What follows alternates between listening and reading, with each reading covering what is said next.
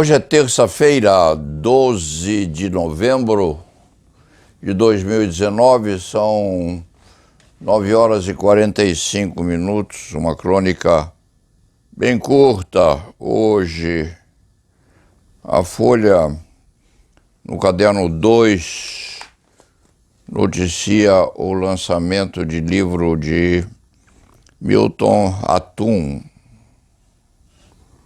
que é a continuação, é o segundo volume de uma trilogia, chamado o volume Pontos de Fuga, editado pela Companhia das Letras. Importante, a Companhia das Letras, das melhores que o país tem.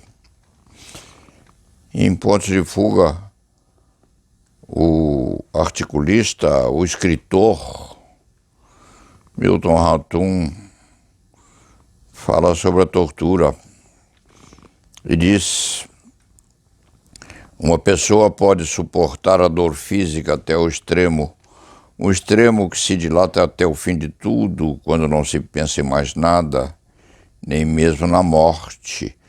Conta o nortista, que é um personagem do livro Pontos de Fuga. O lançamento vai ser na Livraria da Vila, da Fradique Coutinho. Vai muita gente, porque Milton é muitíssimo competente e estimadíssimo no meio jornalístico. O cronista lhe dá os parabéns e deseja que parta logo para o terceiro volume da trilogia.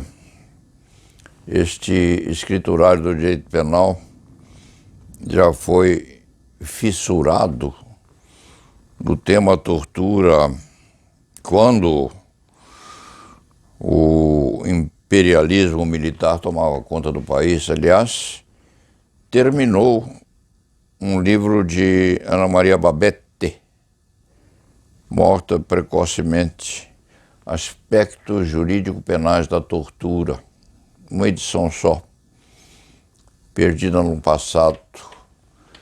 Nem este velho escriba do direito penal tem um volume sobrante daquele tempo, talvez até o tenha. E este antigo escriturário do direito penal, que é muito antigo, é um sobrevivente daquele tempo, se lembra de episódio que não contou, episódio em que um preso estava sendo submetido ao pau de arara, numa determinada sala pertencente ao doicote, e o outro, que seria preso depois, mas que na hipótese era pura e simplesmente um visitante forçado, estava a olhar o companheiro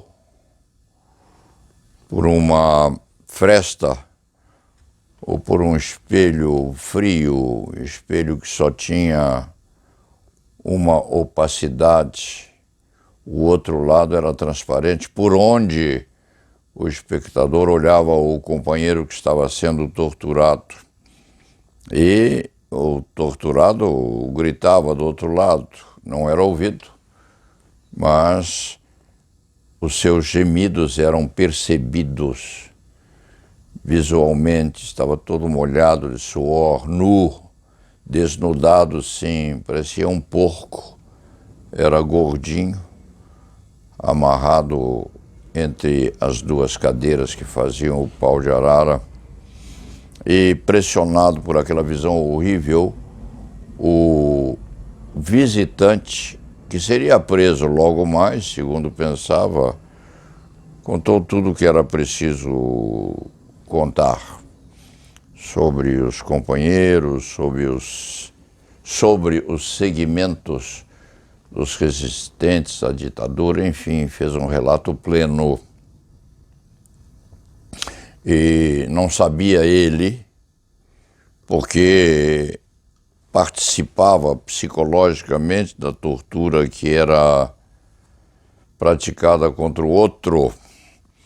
Não sabia ele que o outro estava a inventar, a mistificar, a se colocar como um ator naquele pau de arara, que era também um pau de arara fictício.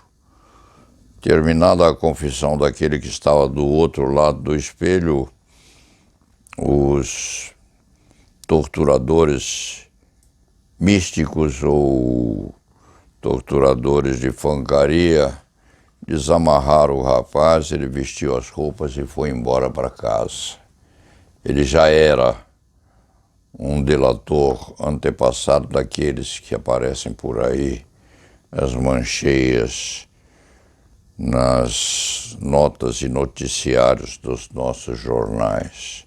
Aquilo era tortura não para aquele que estava sendo vestido ficticiamente de torturado. Aquilo era tortura psicológica para o expectante. Aquele outro que também, depois de confessar cumpridamente todas as manobras anti-sistema que havia praticado, aquele mesmo estava ou não a ser torturado psicologicamente. É tema a ser muito bem cuidado nessas obras que vêm aparecendo por aí, porque a tortura psicológica existe, é muito forte, é muito potente e trabalha sobre a mente e sobre os medos daquele que sofre aquelas ameaças, talvez com a mesma eficácia da violência que seria, quiçá, praticada depois. É um dos aspectos da tortura à vida lá atrás. E se dirá que este cronista está contando aquilo que lhe contaram? Não. O cronista está a recordar um pedaço do passado do qual pôde participar, visualizando um pedaço daquele tudo, daquilo tudo. Não lhe perguntem por quê, nem como, por qual razão ou em que oportunidade, mas se for pressionado dia desses, pode contar o resto. E o resto é resto. Hoje é terça-feira, são 7 minutos para as 10 horas. É dia 11? Não, hoje é dia 12. 12 de novembro de 2019, vem uns feriados grandes por aí. O Brasil precisa trabalhar e, numa certa medida, não consegue trabalhar à custa dos feriados já postos na nossa folhinha anual. Vamos ao trabalho e la nave va.